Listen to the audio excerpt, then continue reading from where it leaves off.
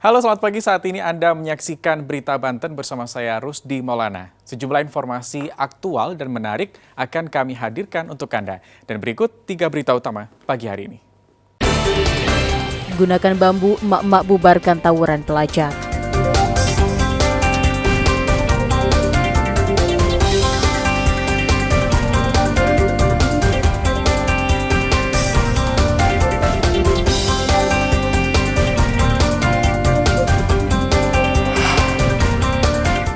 Penjualan daring marak, pedagang di pasar terdampak.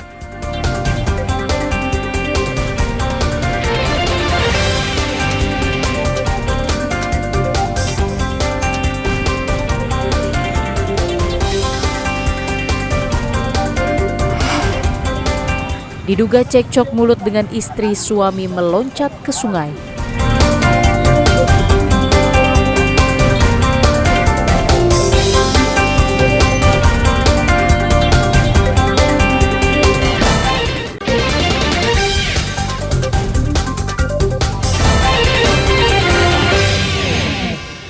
Tawuran antar remaja semakin marak. Kesal dengan ulah para remaja tersebut, seorang emak di Kampung Salila, Kecamatan Curug, Kota Serang nekat membubarkan tawuran yang terjadi di lingkungan tempat tinggalnya. Kejadian bermula saat kedua kelompok pelajar tawuran di Kampung Salila. Warga tidak mengetahui asal kelompok yang datang menggunakan belasan sepeda motor membawa senjata tajam tersebut. Nurjanah yang melihat kejadian tersebut langsung mengambil bambu yang biasa digunakan untuk menjemur pakaian. Sontak aksi tersebut membuat kedua kelompok pelajar kocar-kacir. Saya itu spontan lari sambil suruh masuk anak-anak saya. Masuk, Nek, masuk. Asal ini yang kecil ini suruh masuk. Saya takut dia itu istilah ngebabi buta kan. Siapa aja yang kena, saya suruh masuk. Saya spontan ngambil bambu. Saya bilangin, lu tawuran di depan ini di kampung lu, kalau ada kejadian apa-apa udah saya lari, saya mubak habisan itu bambu sama saya. Udah itu habis itu bubar dia itu. Warga berharap agar polisi menindak tegas para pelaku tawuran karena sudah meresahkan masyarakat. Ariel Maranus dan Fajri Munawir melaporkan dari Kota Serang. Sejak beberapa tahun terakhir, penjualan barang yang dilakukan secara daring tumbuh pesat di masyarakat. Meski dianggap menguntungkan sejumlah pihak, namun berubahnya cara jual beli ini juga sangat berdampak terhadap pedagang yang berjualan secara langsung dengan konsumen. Seperti yang terlihat di Pasar Tekstil Cipadu, Kota Tangerang, aktivitas di pasar kini nampak sepi. Tidak ada kegiatan mencolok baik dari pembeli maupun pedagang. Padahal sebelumnya ini merupakan pasar tekstil terbesar di Tangerang. Sejumlah pedagang bahkan hanya memajang dagangannya sambil menunggu pembeli. Lesunya jual beli tidak lepas dari maraknya penjualan produk secara daring. Menurut pedagang, omset mereka menurun hingga 60%. Untuk customer langganan sih yang pasti udah berkurang karena pada beralihnya ke online semua kan. Nah, nanti kalau kita jualan online juga, customer kita nanti jualnya gimana ya gitu kan. Kan customer yang dari toko juga mereka buat online gitu.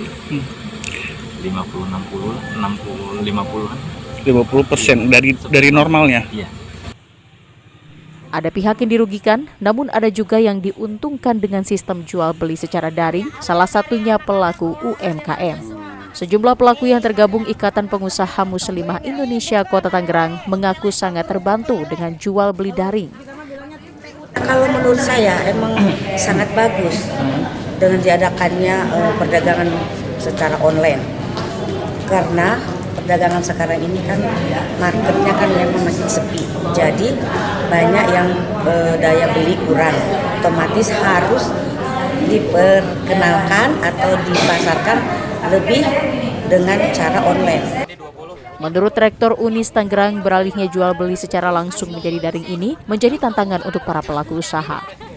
Tentu dengan adanya digitalisasi, komersialisasi di bidang perdagangan maupun berbagai hal yang berkaitan dengan dunia usaha dan industri atau kreativitas mahasiswa tentu ditantang untuk mampu menjawab persoalan tersebut, dan mereka dengan adanya workshop ini mudah-mudahan mereka bisa bersaing dengan dunia yang begitu hingar-bingar dan perkembangannya yang begitu pesat. Namun sejumlah pihak berharap adanya aturan yang jelas dan tegas agar penjualan secara daring bisa menguntungkan semua pihak. Ariel Maranus dan Taufik Saleh melaporkan dari Kota Tangerang. Polres Pandeglang menggerebek sebuah rumah di Desa Rancaseneng, Kecamatan Cikesik, Kabupaten Pandeglang. Rumah tersebut milik seorang wanita berinisial RM. Dalam penggerebekan tersebut, polisi menemukan 1.237 botol miras dengan berbagai merek yang disimpan di sebuah bunker yang berada di bawah tempat tidur. Selain itu, polisi juga menyita 1 unit kendaraan roda 4 yang digunakan untuk mengirim dan menjual miras. Penggerebekan dilakukan setelah polisi mendapatkan informasi dari warga yang curiga dengan aktivitas pemilik rumah. Diduga miras dari tempat ini didistribusikan ke sejumlah pedagang di Pandeglang. Ada 1.000 botol lebih, 1.200 lebih botol, berikut kendaraan roda 4 yang ada di sebelah kanan ini, ya, yang digunakan untuk menghantar miras berbagai merek ini. Ya, di sini ada sebutannya CIU. Ini keterangan yang kami dapat untuk saat ini untuk persentase alkoholnya 70% ya, seperti itu ya. Polres Pandeglang juga akan terus merazia minuman keras dengan tujuan untuk menjaga ketertiban dan keamanan masyarakat. Polisi berharap dengan berkurangnya peredaran miras, kejahatan di wilayah Pandeglang juga bisa ditekan. Ariel Maranus dan Andre Sopian melaporkan dari Kabupaten Pandeglang. 3 lapak pedagang di Jalan Pondok Pucung Raya, Kelurahan Pondok Jaya, Kecamatan Pondok Aren, ludes terbakar. Api dengan cepat membesar karena banyaknya barang yang mudah terbakar dan kencangnya hembusan angin di sekitar lokasi. Bahkan warga sempat panik karena khawatir api akan merembet ke pemukiman. Menurut sejumlah saksi mata, api pertama kali muncul dari salah satu bangunan lapak pedagang yang diduga korsleting listrik dan dengan cepat merembet ke bangunan yang ada di sampingnya. Petugas damkar yang diterjunkan terkendala sumber air yang jauh dari lokasi kejadian. Saat pemadaman, jalan terpaksa ditutup guna membatasi warga. Untuk angkringan sama tempat jualan sate. Bang, untuk ini kesulitannya apa ya kesulitannya? Kesulitan mungkin sumber air ya. Ada korban Bang? Untuk korban nihil. Siap. Bang, untuk jumlah ini ada berapa unit? Unit dari Tangerang Selatan kita 1, 2, 3, 4. Ada 7 unit. Siap. Setelah 2 jam, api berhasil dipadamkan setelah 7 unit mobil pemadam kebakaran dikerahkan ke lokasi. Tidak ada korban jiwa dalam musibah ini, namun kerugian pemilik ditaksir mencapai ratusan juta rupiah. Ariel Maranus dan Syabudinatar melaporkan dari Tangerang Selatan.